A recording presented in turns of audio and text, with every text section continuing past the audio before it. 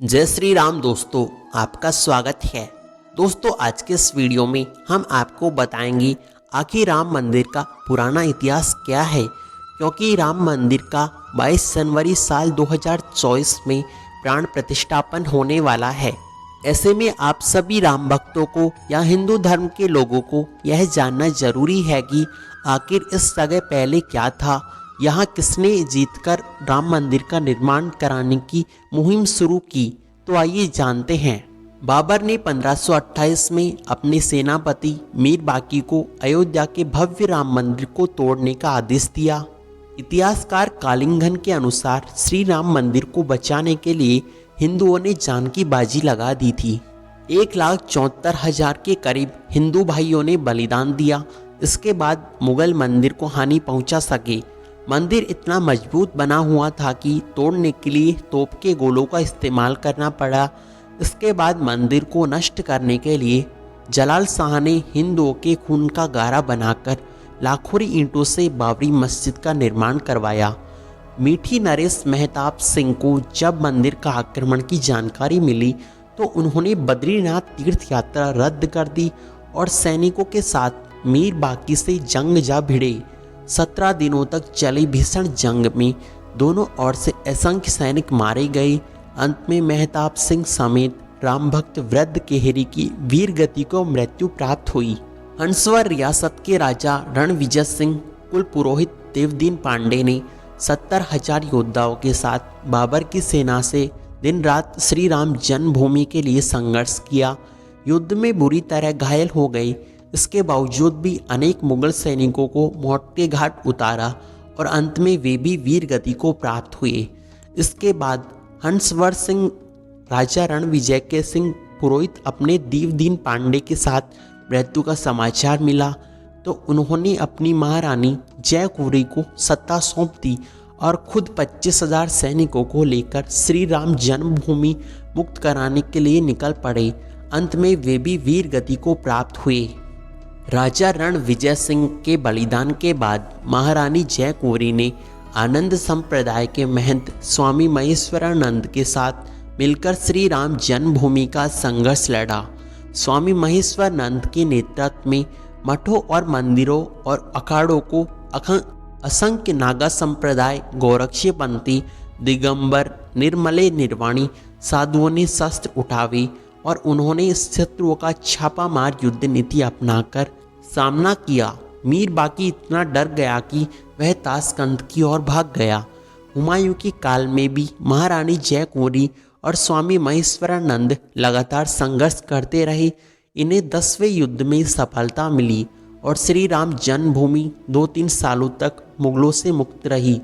बाद में दोनों योद्धा मुगलों को विशाल सेना से लड़ते हुए वीर गति को प्राप्त हुए। अंत में अकबर के समय कोयम्बतूर से आए रामानुजन संप्रदाय के स्वामी बलराम आचार्य ने श्री राम जन्मभूमि को मुक्त कराने के लिए 20 युद्ध लड़े। बाद में बीरबल और टोडरमल की सलाह पर अकबर ने यहाँ एक छोटा मंदिर बनवाया। शाहजहाँ के काल तक उस मंदिर में निर्विघ्न पूजा होती रही, पर 90 वर्ष बाद निर्विघ्न पूजा होने के बाद औरंगजेब ने अपने सिपाही जांबाज खां को सेना समेत मंदिर नष्ट करने का आदेश दिया। अयोध्या के अहिल्या घाट पर परशुराम मठ था। वहां बाबा वैष्णव दास रहते। उनके साथ चिमटाधारी साधुओं की एक विशाल शिष्य मंडली थी। इन्होंने चिमटों और त्रिशूलों के साथ मंदिर की रक्षा करी और जांबाज खां को उल्टे पैर लौटना पड़ा।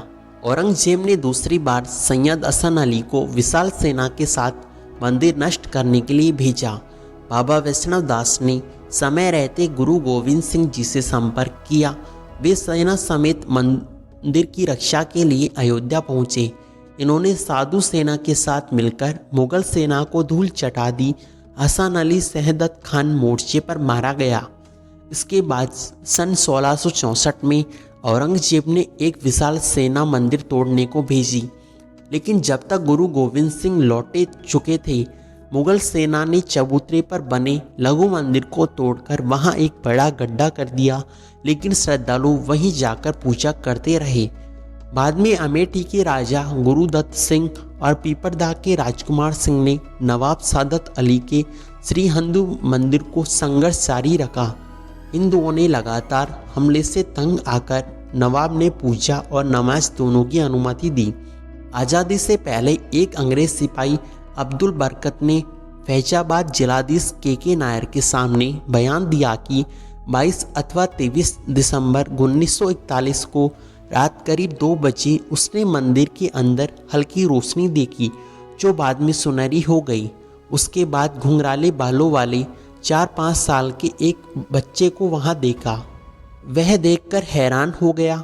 थोड़ी देर बाद देखता है कि मुख्य द्वार पर ताला टूटा हुआ था। मस्जिद में हिंदुओं की भीड़ एक सिंहासन मूर्ति पर रखकर पूजा कर रही थी। राम मंदिर आंदोलन के दौरान मुलायम सिंह यादव ने कहा था कि विवादित ढांचे पर परिंदा भी पर नहीं मार सकता। 30,000 से ज़्यादा सुरक्षाकर्मी अयोध्या में तैनात किए गए, लेकिन कोलायत के कोठारी बंदों ने मुलायम सिंह के दावे पर हवा निकाली।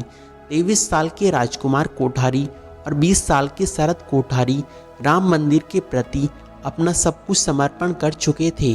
200 किलोमीटर का रास्ता उन्होंने पैदल ही तय किया, क्योंकि अयोध्या पहुंचने वाले सभी साधन रोक दिए गए। 30 अक्टूबर 1990 को विवादित ढांचे पर सबसे पहले चढ़ने वाला युवक शरद कोठारी था। फिर बड़ा भाई राजकुमार कोठारी भी ढांचे पर चढ़ गया और भगवा ध्वज उसने वहां लहरा दिया। 30 अक्टूबर 1990 को विवादित ढांचे में सीआरपीएफ के जवानों ने दोनों भाइयों को पीटकर वहां से खदेड़ दिया। श्री राम मंदिर के पक्ष में सुप्रीम कोर्ट का फैसला आने के बाद अयोध्या व आसपास के 105 गांवों में सूर्यवंशी क्षत्रिय परिवारों ने 500 साल बाद सिर पर पगड़ी और पैरों में चमड़े के जूते पहनकर अपने प्रण को पूरा किया। दरअसल इनके पूर्वजों ने 16वीं सदी में मंदिर बचाने के लिए हिंदुओं से युद्ध लड़ा, लेकिन वे युद्ध हार गए और मंदिर को बचा नहीं सके। ठाकुर गज सिंह के नेतृत्व में मुगलों ने की जंग हुई। इस जंग में ठाकुर गज सिंह हार गए। हारने के बाद गज सिंह ने श्री राम मंदिर जन्मभूमि पर कब्जा होने तक पगड़ी व जूते न पहनने की प्रतिज्ञा ली। इस प्रतिज्ञा का पालन उनकी आने वाली पीढ़ियों ने किया। श्री राम मंदिर जन्मभूमि के लिए हिंदू समाज ने 78 धर्म युद्ध लड़े, जो कि भारत के लिए बड़ी गर्व की बात है।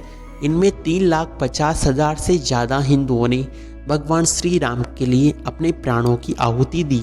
आपको बता दें कि बाबर के काल में 5 धर्म युद्ध, हुमायूं के काल में 10, अकबर के काल में 20 और औरंगजेब के काल में सर्वाधिक 30 युद्ध लड़े।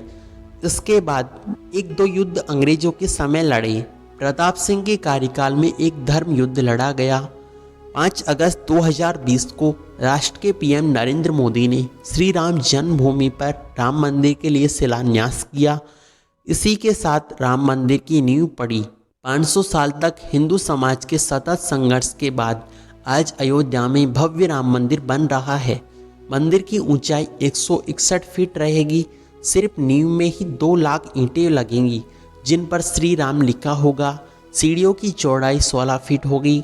मंदिर में 5 गुंबद होगी। पूरा मंदिर 360 पिलरों पर टिका होगा। इसमें गर्भगृह और नृत्य मंडप अलग से होंगे। इसी के साथ राम मंदिर साल 2024 22 जनवरी में प्राण प्रतिष्ठा श्री राम मंदिर की होगी। दोस्तों, हमारे द्वारा दी गई जानकारी आपको कैसी लगी कमेंट में अवश्य बतावें। साथ ही वीडियो को लाइक और चैनल को सब्सक्राइब अवश्य करें और कमेंट में जय श्री राम लिखना बिल्कुल नहीं भूलें। धन्यवाद भक्तजनों।